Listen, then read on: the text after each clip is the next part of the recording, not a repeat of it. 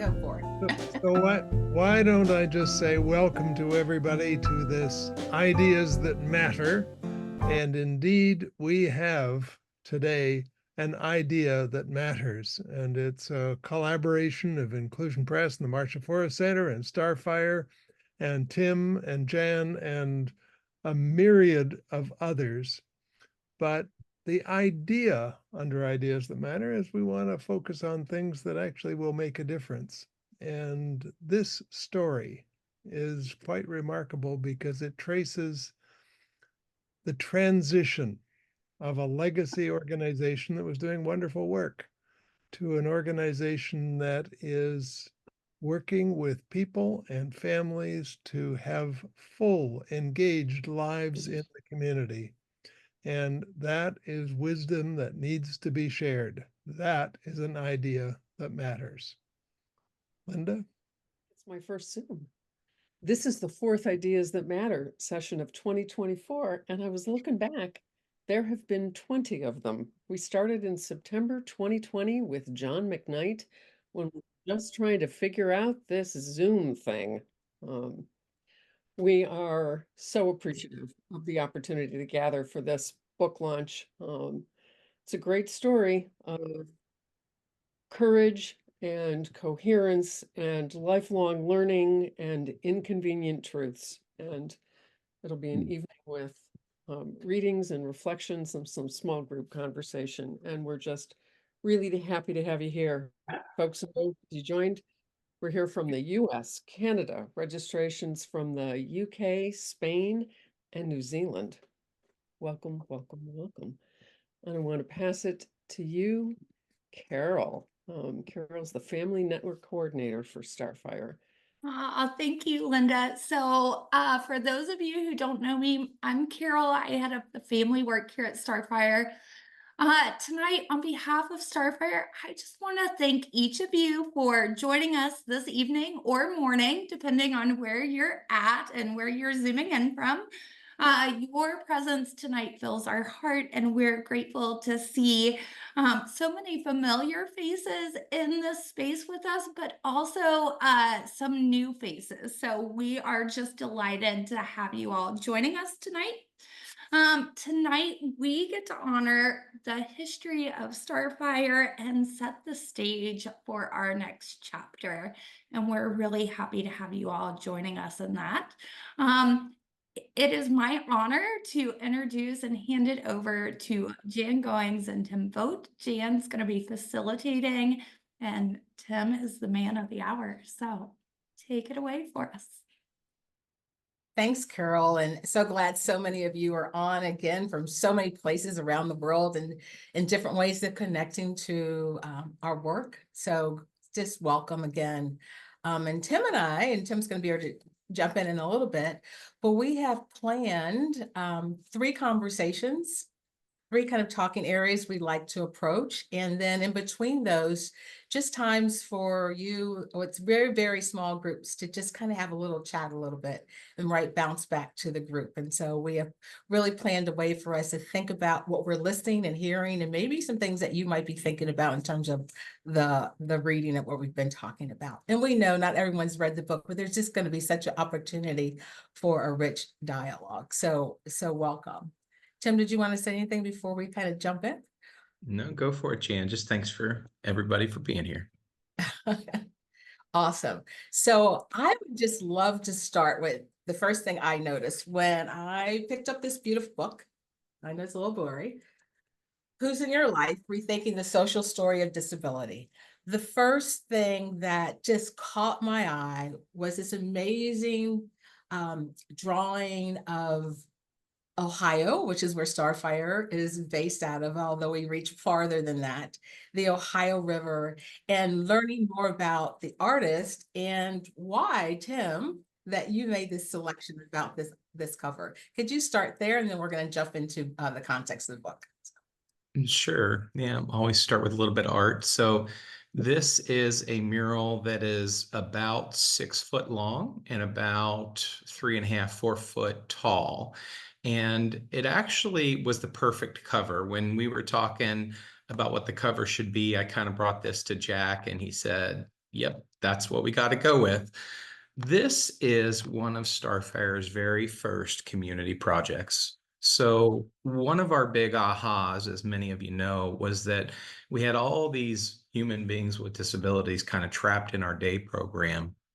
And we were helping them do social skills and life skills and cooking skills. And it just kind of seemed, as we learned more and more, that there was more that they could contribute to the world. And one of the most interesting things we learned was when we could discover some contribution that somebody had in waiting, and then we could find some other people that shared that, really cool stuff started to happen. So this is by Krista Brinkmeyer and a team of about 10 other people from Cincinnati. And what they did was they went to, this is a map of Cincinnati's, Ohio's kind of like geography. And they would go to every single neighborhood. And this is the nice thing of the high res image. I can zoom in a little for you. And they crowdsourced the best picture from every neighborhood. So they'd have a big potluck, invite all the neighbors and say, bring your favorite picture of Madisonville or Oakley or, Westwood. And then all the neighbors would kind of talk about it and they'd pick one. And then they worked with a screen printer that put this into this map form. And then those artists got together and painted it.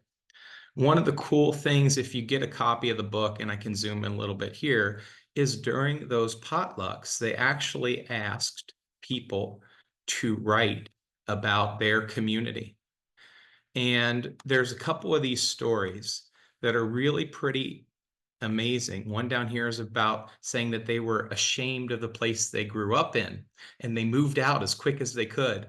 And then they moved back to their neighborhood and they discovered they could be part of building a better sense of community. And now they're proud to be from that neighborhood, which we thought was just terrific. So there's all these stories that are handwritten and those artists put these as the backdrop.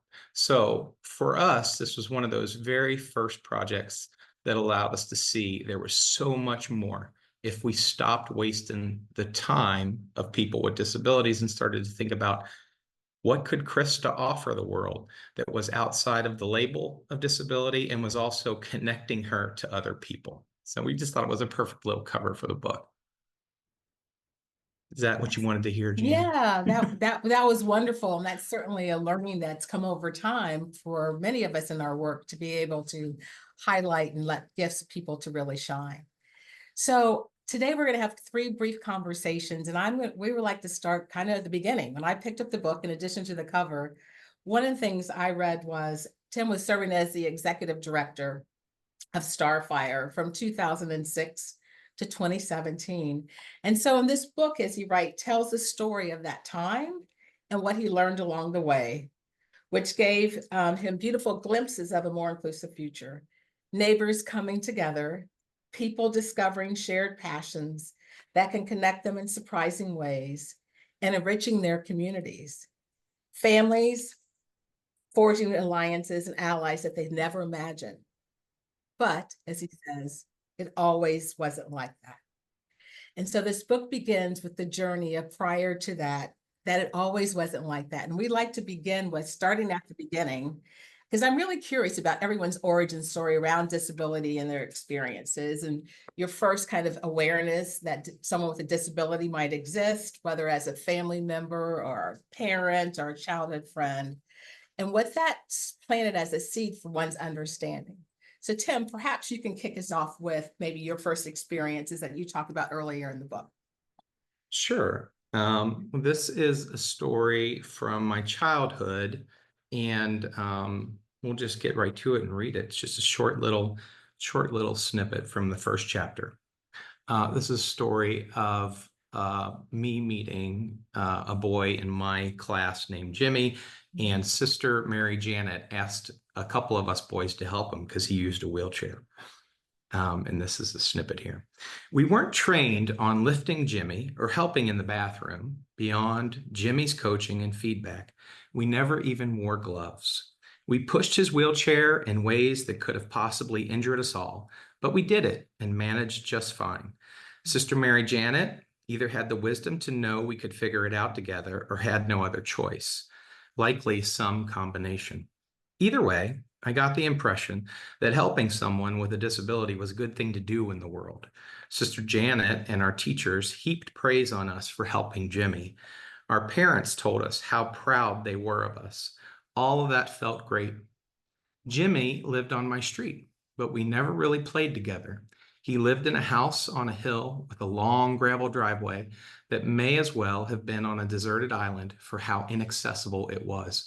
I never even met his parents. He rode the short bus, so there was no chance to talk on the long rides back and forth to school. And most recesses, he had to stay inside and use a walker, holding on to it as he willed his legs to move up and down the hallway. I'm guessing that was some kind of physical therapy designed by his parents or the school in hopes that his legs would strengthen. They never did. He used a wheelchair the rest of the time I knew him. All of that separation meant that I never got to know Jimmy through playground experiences, bus rides, and neighborhood games. I only got to know him through the help he needed. Tim, as you were sharing that, I remember you said that initially when you wrote the book, that chapter was not in the book. Can you tell why you decided to add that beginning piece? Well, I had sort of forgot about it. I started the book when the original first chapter is chapter 2. And as I wrote the book, then again, I started to remember that I had earlier experiences, and this one in particular stuck out because I was really, as you're writing, it's a good chance to reflect on how your mind and your thinking gets formed. And going through this was helpful for me to remember this day of being asked to help somebody and how that help turned into the story of how I related to Jimmy. So my little brother and sister, Jennifer and Denny, are on the call. Denny, that's right when you pass Marie Drive and go down that hill back by the creek. That was his house on the right there. And it was just fascinating to me that I never really got to play with him, got to know him, hung out with him at a birthday party or had him to mine. It just was always kind of like this helping story, which I didn't think was all that far off from a lot of people's story. Right, right. Yeah, and I know we all probably have learned cultural messages earlier on in our life about difference or disability, and that begins to shape our understanding and hopefully evolves. And I just want to read quickly before we jump into a small group kind of conversation. In chapter 9, you have this conversation with Judith Snow and John Knight and Peter Block around disability. And I just thought I'd highlight, because what is disability? I think, what does it ever mean? For one person, it means they might not be able to see or hear, or another might be in a wheelchair. And why does this label, that doesn't seem to mean anything specific, define so many people's entire lives? And I think that was Judith Snow who was asking that question. And it's just something earlier on in this text to even help us consider that idea of disability and how it defines how we perceive others. So I'd like to just leave that there for us to consider. Linda and Lisa with some questions. We're making space to be able to connect with one another in trios or pairs. And we want to invite you to reflect and share with one another in response to a couple of questions. What sense are you making of this? Just think about where else you've seen or experienced this in your own story. And we'll have about 7 minutes, and Bridget Vogt is doing the tech, and she's going to transport us into trios or pairs. Probably have a minute. We'll get a little warning sign, Bridge, when the time is over, and then get whisked back. Oh, you're on mute. Kate has the pleasure of being the only person on this call that saw me on my day I was hired. I share that. I did. I shared that. I said I wanted to try. I can't take 100% credit, but I remember saying, I really like him. He's very cool. Yeah, but listen, you all are not going to be surprised. There's this guy, Jim, that we worked with back then. We're not going to tell his last name or anything, but he was the one interviewing me, and I'm not kidding. On my application to work at Starfire, on the side of his notes, it says in all caps, too enthusiastic with 3 question marks. That was the knock on me on January of The tracks. 2000. Yeah. Should I be tracks. hired? Yeah. And High Tim, praise. High praise if didn't really like you. I'll be honest. and Tim, you're Yes. still cheerleading the cause. That's right. Well, but he since has sent me a few notes about that, so we're all good. But anyway.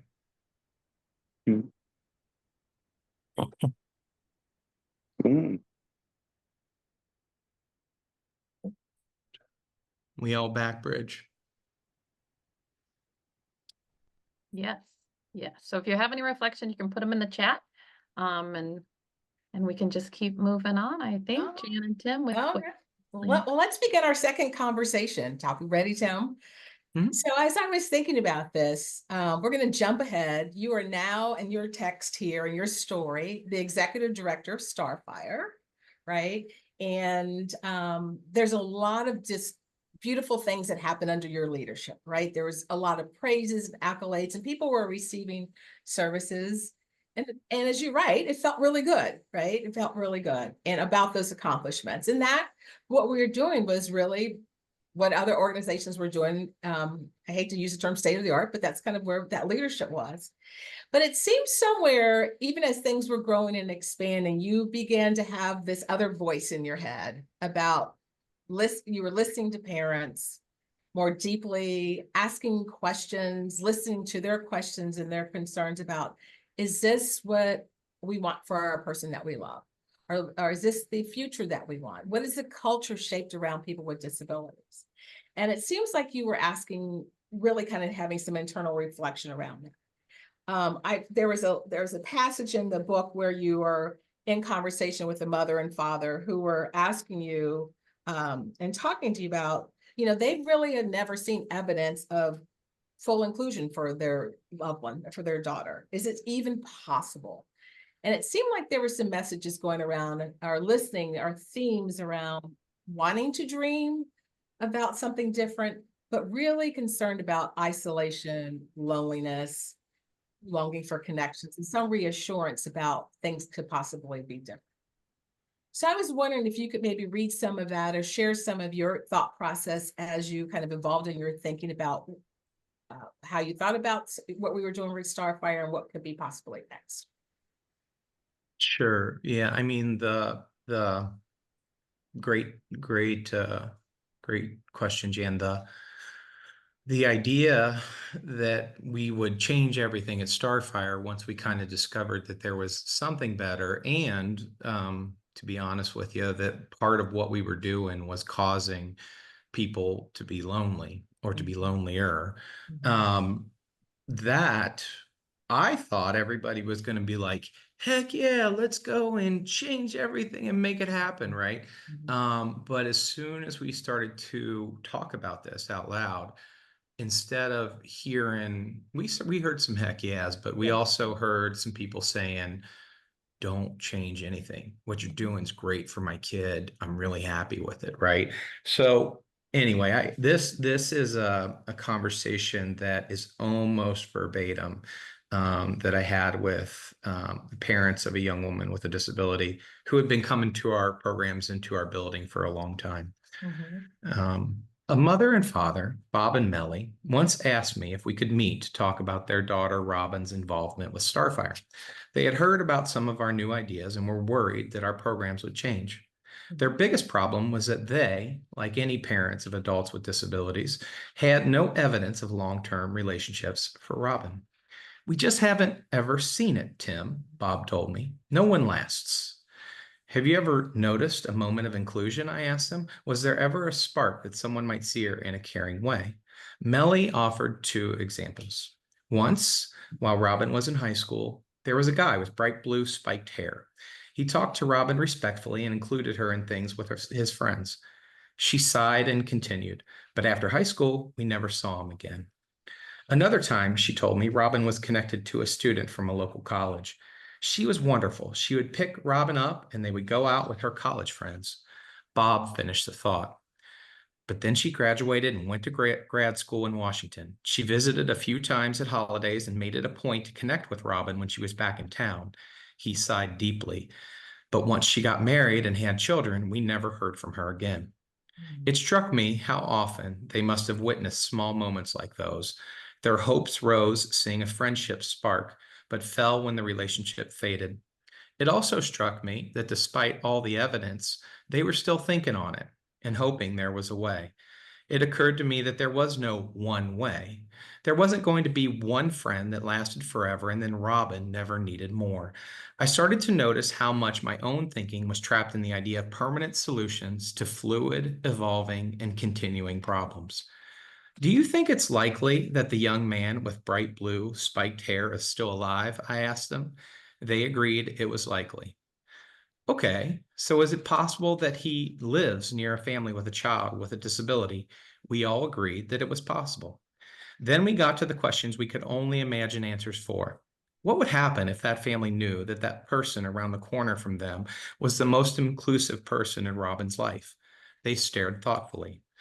And then I asked the same questions about the young college student. What would happen if her family and a family of a child with a disability in her neighborhood knew each other?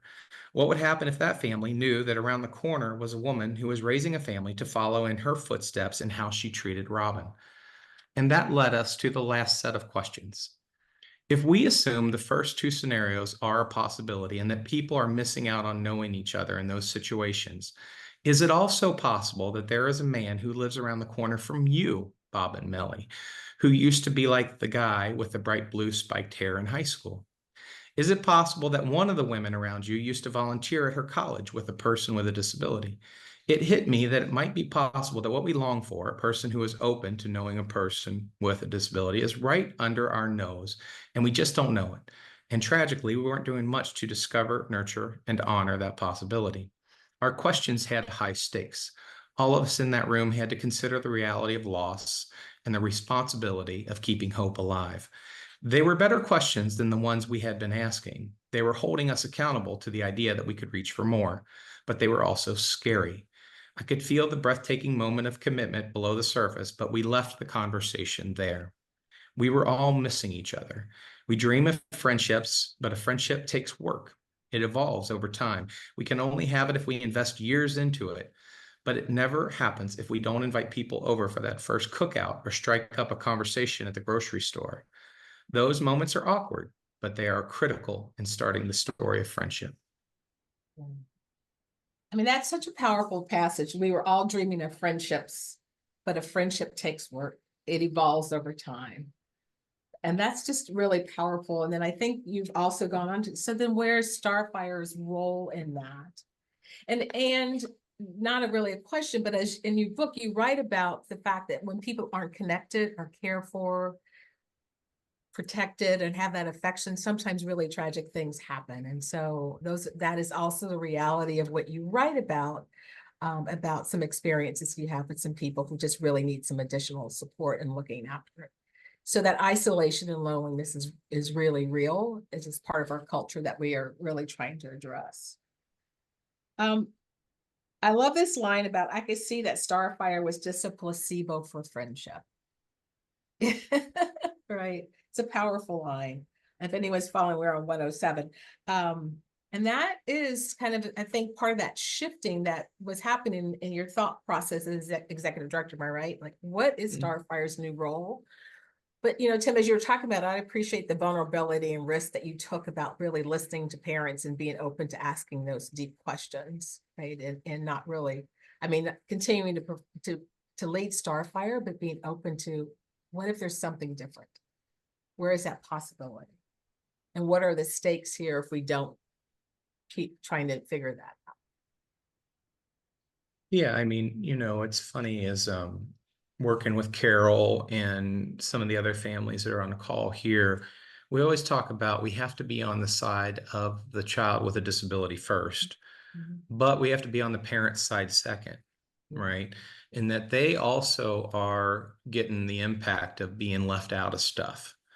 And so one of the things that was hard to balance was sometimes, the interests of a person with a disability and the interests of their parents were in conflict. And Mhm. so, you know, I had to name it an Right, awful right, lot and say things that were hard to say, but also hope and I always do trust in, you know, family love. right.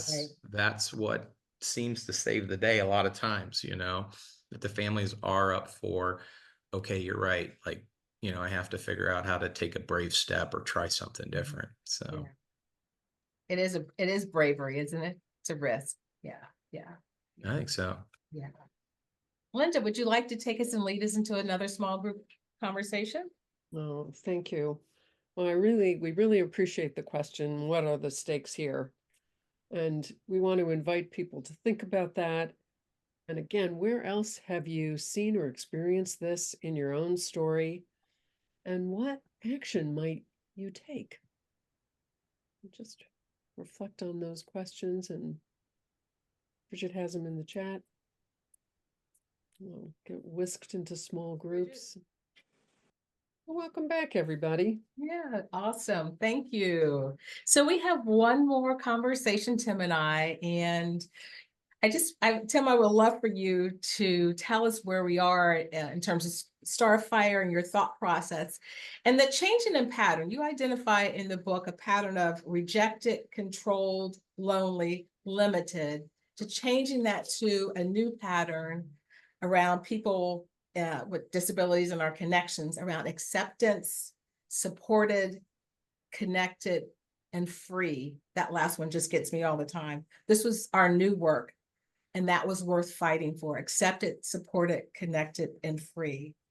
And so that new work, as you talk about, really, and there's several things in here, so you pick what you want to share, but you do spend some time talking about new colleagues and seeing parents as colleagues in the work that and the real work of making change. And I'd love for you to kind of share that and talk about that a little bit, if you would. Sure. Well, the pattern you're talking about is some data and it drives the story, right? And my friend Heather Simmons is on here and she helped me really kind of like, Tim, this is, you got to keep talking about this data thing. And the more that I started putting it in there, I realized it's just like we call it, say it's tattooed on the back of our eyelids. We think about this data all the time, which is that a lot of people with developmental disabilities have very few social connections, lots of paid staff, lots of uh, segregated places, which we ran some of those places, right? So anyway, it's important, I think, that you take data and you start to say, okay, so what's the impact on people? And that's the first kind of thing you talked about, Jan. And then the second thing that data asks not only is what is the impact on people, but what do you do about it, right? What are you hoping for? And so as we started to realize that what we were looking for was this anti-pattern, this like lots of people, you know, lots of opportunities, we started to realize that the whole problem wasn't disability, it was culture. It was the way our culture makes life hard for people with disabilities and their families, right? And so that was really helpful because all of a sudden, we didn't have to figure out how to fix anybody. We didn't have to figure out how to do anything other than partner with each person, their family, and their neighborhood to say, what can we do to make this neighborhood, this block, this place, this experience more inclusive and for everybody, right? Better. So all of a sudden we realized that people with disabilities weren't our clients, they were our colleagues. And that was really liberating for us as an organization. Not only that, but like Bridge and I had this interesting thing where we come home every day and we wonder why we were working so hard at this problem over in Cincinnati, but we come across the river into Kentucky and we still didn't really interact with people with developmental disabilities here in Bellevue. We didn't want to start a nonprofit. We knew that we had already kind of like gotten tired of that. And so we started to really think about how do you live a life that makes things more conducive to inclusion. So, and what I I guess know of you, and I know you're going to read something, it is not a position or a job. It is just who you and your family are, right? Yeah, in terms of making that. yeah, otherwise you're using people again, right? Just in a different form. So we knew we couldn't do that. We had to figure out how do you just live a life that makes, you know, the place that you're in more inclusive, and that's what we try to do. So there's stories of that in there and how we came to Yeah. that, which is really fun to think about. Everybody could do that. Sure. Sure. Is there a section you'd like to read for us a little bit? Sure, it's a shorter one than the last one. But at the end of the day, what we're trying to do is figure out how do you create better change. And sometimes it can get overwhelming. It often did for us. When you start saying, oh my gosh, the culture has to change, you think you're out to change the world. So I just wrote a passage about that at the end of the book, toward the end of the book. Changing the world is a deeply personal effort. It's more like changing my world. I really only have an ability to do that for myself and to a certain extent, my work, my family, and my community. But even those efforts have limits as other people's worlds are connected to them. The best part is that making all these efforts is a pretty great way to live a life. It brings us into more and deeper relationships. It gives meaning to our days. It helped us find ways to give to other people and to receive from them. It turned out that changing the world was more about the journey than the destination. Arriving at some utopian perfect future was a fantasy, but working toward it each and every day in some way was infinitely possible. And it is as close to perfection as we will ever get. And it is the best way I've found that anyone anywhere can build a better culture for human beings with disabilities and their families. Including a neighbor who gets left out of everything might not change the world, but for that person, for that family, the world will certainly change for the better. That's beautiful.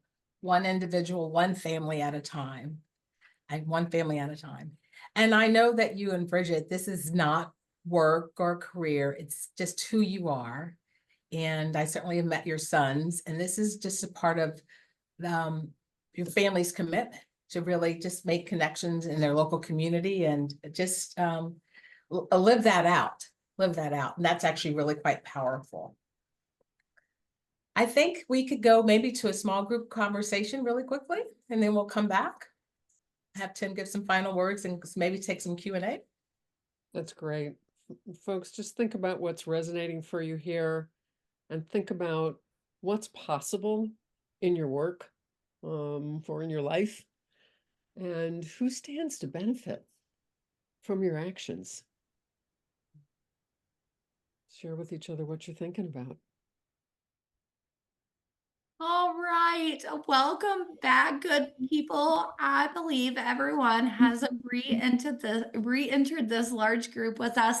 If you have any reflections from your small group, please drop those in the chat and share with us. As we round out our time together, I do want to share that we're going to hang on the line tonight for a little bit longer. If anyone has any burning questions, how to respect for time, we're going to ask. We have 2 quick questions for Tim tonight. So we're going to jump right into that. And Tim, if you're ready for this, the first question that has been posed for asking is, what part of the book, what part of the book did you have the hardest time writing? Whoever submitted that question, thanks a lot. There are two parts that come to mind, and they're just wrenching, really. It was the hardest was absolutely the chapter on the pain of parents.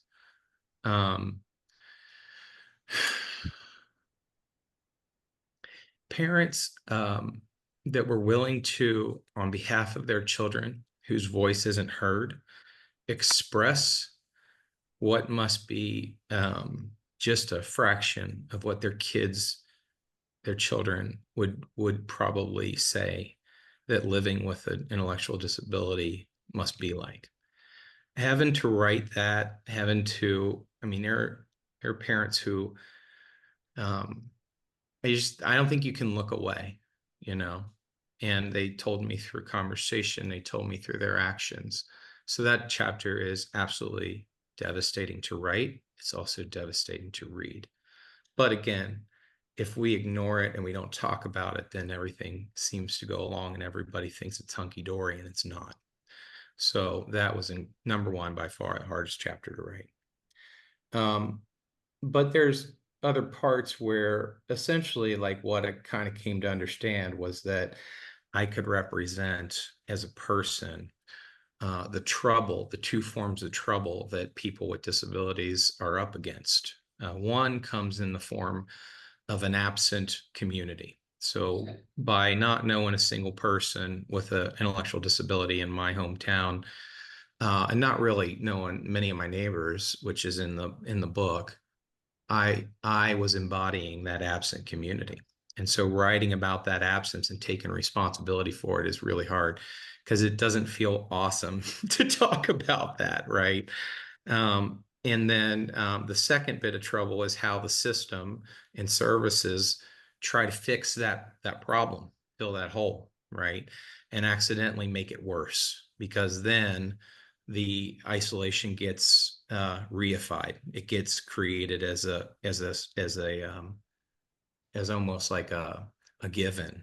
And so then I had to write a lot of chapters about that, how it felt to be really confident that I was the bee's knees, and actually we were creating the problem. So fessing up is probably the hardest thing to write. There is a chapter in there that I had a neighbor of mine. We started a little. If you're ever doing something creative, we started this Monday morning 6 a.m. Creatives Anonymous meeting. We were all like writing or making music or something or doing art, and we all found ourselves kind of getting stalled out, right? And we would avoid it because like facing a blank page is really scary. So we ended up creating this meeting where we had to show up every Monday for a year at 6 a.m. at our neighbor's house. And I wrote this chapter during that time that was about me, just completely ignoring a guy with a developmental disability that I was out to lunch with, just like getting on my phone, thumbing through because he wasn't responding. He didn't really talk. And so I was like 2 minutes of asking him questions. He's not answering me. So you can read that. I wrote that and I gave it to my friends and neighbors. And I was like, but I'm not putting this in the book. And they were like, you're putting it in the book and you have to.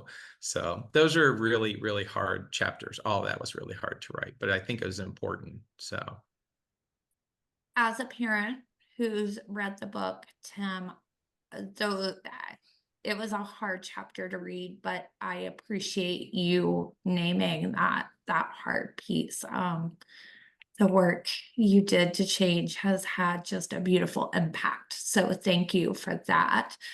I want to go ahead and kick it over back to Jan and Tim. I have another question for you, but I also just want to respect everyone's time. So Jan, do you wanna... Well, first, I just want to say just thank you for everyone joining. I know we're going to have Tim have the last word, but this has just actually been really insightful. And I continue to reread this book many times, and there's just passages that really jump out and just reminds us of where we've been and the possibilities of something new. So I just appreciate that. And thanks for the opportunity to continue this dialogue with all of you. And Tim, thank you for being open and taking the opportunity to help let us understand your story and what that means for Starfire. So definitely would love for you to have the last word and message to all of us. Is that right, Carol? Yeah, thanks. well, I mean, the last word is gratitude. I'm really appreciative of human beings with intellectual and developmental disabilities, the people that I've known and their families, the chance to learn from and with them, and the chance to, I think, do better, and kind of be gracefully forgiven for all that stuff. Really, it's been, I'm really appreciative of that. But also just so many mentors, like there's a lot of them on this call and in my life that kind of held my hand and helped me along the way, and colleagues too. Namely Bridget. I mean, she works at Starfire. We've worked together now for 25 years, and it's every day. This is a conversation, in our house and in our lives. And so I'm just really grateful. The things that I think I'm grateful for is that what I learned along the way is I'm grateful for the opportunity to always learn more. There is always more to learn, from so many other people from the past, You can learn from the future. Like I remember like tough times when I had to make decisions, I would ask like, what would a baby born in 10 years think about this? You know? And it was just really fun to kind of like really think about what the future was asking me to do. And it gave me some courage. I think that you can always try new things as well. I'm really grateful for the opportunity that we have to try new things, and to grow. And mostly, I think that, I'm grateful for the ability to act just where I am.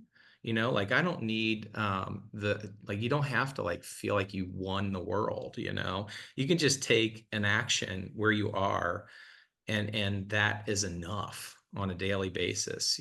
So I'm really grateful for that. It's always there. You can always take action. You can always do one thing, or talk to one person. So I'm grateful for all those things. Thank you, Tim. Thanks everyone for attending.